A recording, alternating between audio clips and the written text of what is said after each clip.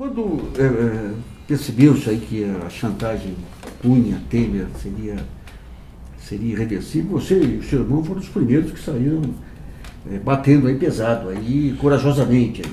Agora eu pergunto o seguinte, se for remontar hoje um projeto de país, você tem o Congresso que é eleito por esse modelo, você tem um Ministério Público que hoje joga claramente num discurso neoliberal, você tem um judiciário, quem são os atores aqui que permitiriam fazer um pacto de desenvolvimento?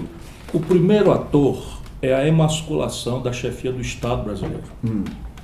Isso eu falei muito com a Dilma. Essa ideia pusilânime de que você tem que conciliar com bandidos em nome de alguma coisa boa que você realmente, e eu sei das melhores intenções da Dilma, eu a conheço de perto, revelou-se vã, já atrás com o Fernando Henrique. Isso. Repare, o Fernando Henrique perdeu para o Lula. Depois de se reeleger, quebrou o país, saiu desmoralizado. E o PSDB nunca mais achou o caminho da vitória eleitoral. E cedeu na época mesmo. Fez a mesma coisa. Não, Padilha era o ministro do transporte. Quando eu fui romper com o Fernando Henrique, eu disse para ele, o Padilha está roubando aí no Ministério do Transporte e distribuindo dinheiro para o PMDB nas suas costas. Então, meu problema é que eu sou velho, conheço os atores todos e tal. Eu chamei o Eduardo Cunha de ladrão a metros dele, como colega dele, o Michel Temer presidindo a sessão.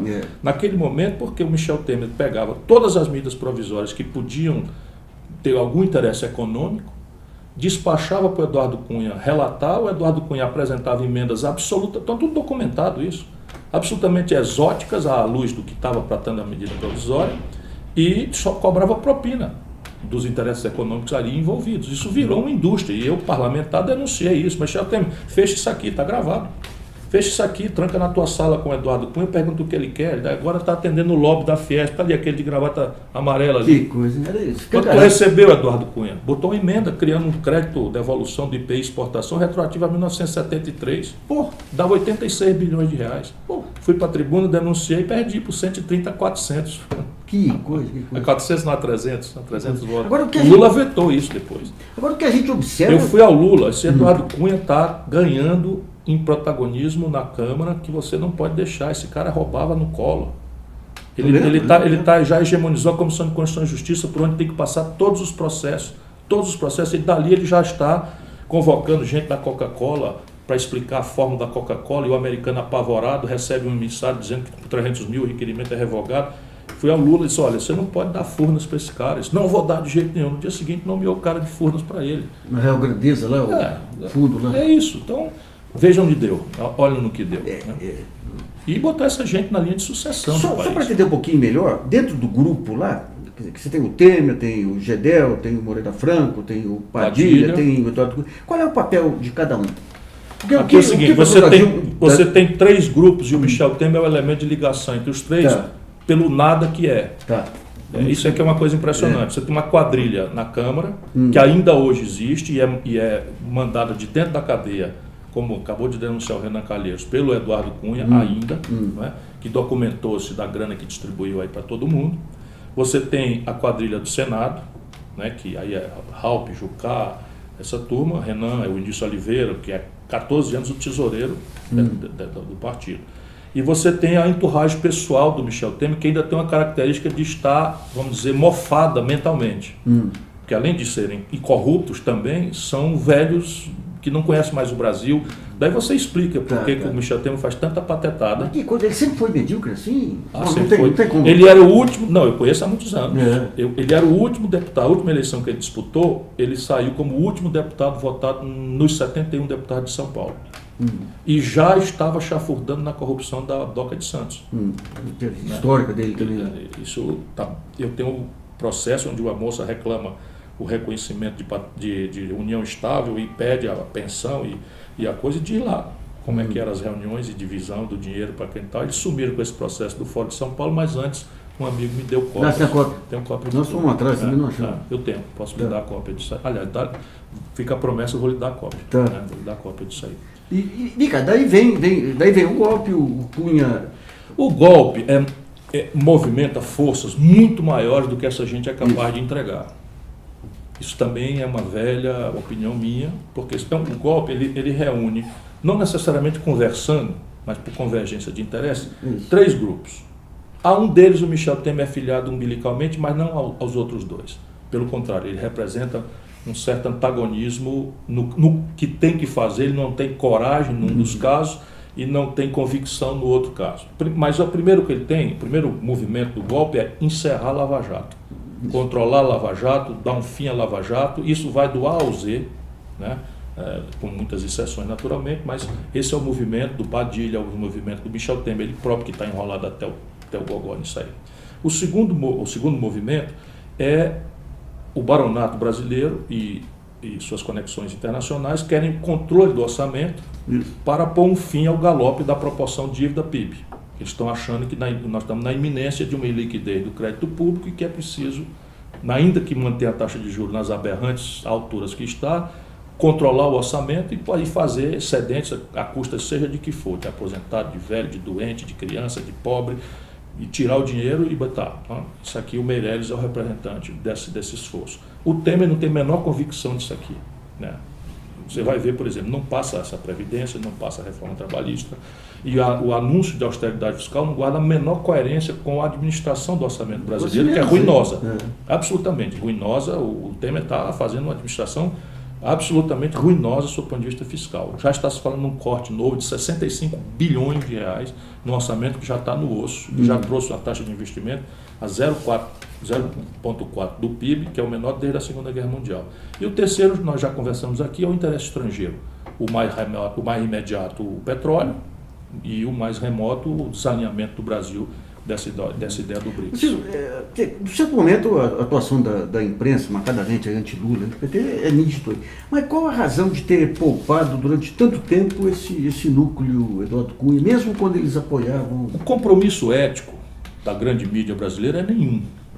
O amor à ética, ainda que todo mundo saiba que o povo cultiva a decência, que o povo cultiva, então a moralização, o moralismo, né, a novelização do escândalo, a coisa e tal, encanta, sob o ponto de vista, vamos dizer, emocional, as massas que vivem uma vida dura, difícil, terrível, e que desconfiam que a política é um partido de ladrões mesmo e tal, e que agora a imprensa, pelo menos, o Ministério Público, o garoto do lado de coisa, com PowerPoint, não poupa os poderosos e vão chibatear moralmente todo mundo, porque existe um núcleo de xerifes moralistas que vão salvar a pátria no Brasil. O nosso povo é vulnerável a isso, a moral católica nos vulnera a isso, o latinismo nos vulnera a isso, enfim, há uma série de traços culturais.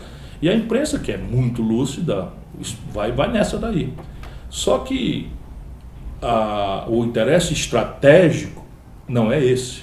Claro. O interesse estratégico não é esse. Então você vai começar, já começou. Você começa, por exemplo, um dos maiores anunciantes do país é a Friboi. Que aqui para nós é uma coisa muito importante para o Brasil. O que não autoriza ninguém a estar subornando fiscal e botar a cabeça de porco em salsicha. Nós estamos falando de duas coisas completamente distintas. E eu li um comentário seu corretíssimo. Quer dizer, quem faz corrupção é gente, não é empresa. Estão desmontando, estão destruindo. Né? Você tem 470 mil pessoas vivem do complexo do agronegócio vinculado às carnes que o Brasil exporta para o estrangeiro, etc, etc. Então é preciso, de novo, a razão disso é, voltando àquela pergunta anterior, a emasculação, a destruição da autoridade da chefia do Estado Nacional Brasileiro. Porque o presidente da República, por exemplo, disse isso a Dilma algumas vezes, não tem a obrigação de aceitar uma liminar frontal à Constituição que diga que eu não posso nomear um ministro. Isso não existe. Maior do que eu, maior do que os juízes, maior do que os tribunais é a Constituição. Claro. E o controle da constitucionalidade pode se dar por qualquer do povo. Eu tive uma conversa com o Felipe Gonzalez, uma entrevista com ele, falando da pressão que tinha, ele falava, olha, nenhum poder é maior do que o presidente da República quando ele exerce o seu poder. Né? Exatamente, em linha com a Constituição. Isso, em linha com a Constituição. E esse é o problema. Você faz o quê? A Dilma, o Cid, quando denunciou lá o Eduardo Cunha, não fez porque quis ser chibata moral. Ele falou para um grupo de estudantes o que ele pensa, e a gente sabe muito bem que o homem está na cadeia hoje. Né? E isso foi gravado, vazou, e o cara autoritariamente resolveu enquadrar o Cid, mas na verdade a Dilma não percebeu que ele estava enquadrando o governo. Estava enquadrando o governo, estava destruindo a autoridade, e precisava ver o Mercadante ligando na hora para o Eduardo Cunha para garantir que tudo ia ser tirado em pratos limpos, que o Cid ia se retratar, só porque ele não se conhece. Você participou do governo, quando deu a crise do Mensalão, a própria Dilma dizia, muito grata ao seu papel interno lá, a partir do século Era o golpe. Então, era o golpe, mas não teve mais interlocução nenhuma para montar estratégias. Não, nós ganhamos. Não, nós ganhamos a parada. Sim, sim, não, aí é que está. O Zé Disseu, na data, meu amigo, né, infelizmente está aí nessa situação, o Zé Disseu, na data, defendia obsessivamente este alinhamento, essa aliança com o PMDB, com um objetivo que não tem a ver com a nobilitação de um presidencialismo de coalizão. O Fernando Henrique sempre acha uma palavra elegante para explicar as picaretagens e tal. Então, presidencialismo de coalizão, aquilo só tinha uma finalidade: tempo de TV na véspera de eleição e medo de CPI. Ora, se a gente não está com a mão na corrupção, que medo que tem de ter CPI? Pelo contrário, é o tipo da coisa assim. Eu, por exemplo, se eu for candidato a presidente um dia e tiver chance de me eleger, eu vou dizer para os meus ministros, para os meus auxiliares, na primeira reunião, dizer: olha, nesse governo não rouba ninguém. E eu vou defender com força e autoridade o meu governo. Agora, suspeição específica sobre um cidadão, ele pede para se afastar e pede uma apuração independente, porque aí você não fica na mão dessa gente em que os moleques manipulam a moral e a moralidade para fazer putaria. Isso é o último estágio da degradação dos costumes no Brasil. E a Dilma resolveu conciliar. Aí o Lula não topou no primeiro momento, apostamos no inverso. Isso é que é importante. O Lula apostou em não transigir, negociamos, conversamos. Por exemplo, eu tive muitas conversas com o então governador Aécio Neves, que mandava um avião me buscar, mandava buscar o Eduardo Paes, deputado federal da CPI, mandava buscar o Fruet, filho do Maurício, Gustavo Fruet, num avião. A gente quebrava o pau numa salinha secreta no aeroporto da Pampulha e delimitávamos os caminhos. Qual CPI que é essa que você está falando? A dos Correios, do mensalão. A do mensalão.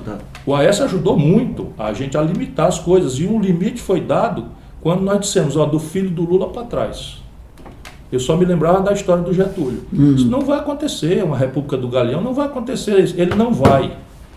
Isso na conversa, procurei o Aleluia, para dizer: daqui para trás. Procurei o Gabeira, é daqui para trás. E todos nós procuramos e vim aqui no ABC, eu fui escalado, reunimos os sindicatos: prepara para a luta. Eu lembro quando foi feito o anúncio lá. Prepara para a luta. E acabou. Infelizmente, é assim que é. Nós ainda estamos numa república, sob o ponto de vista da política. É isso.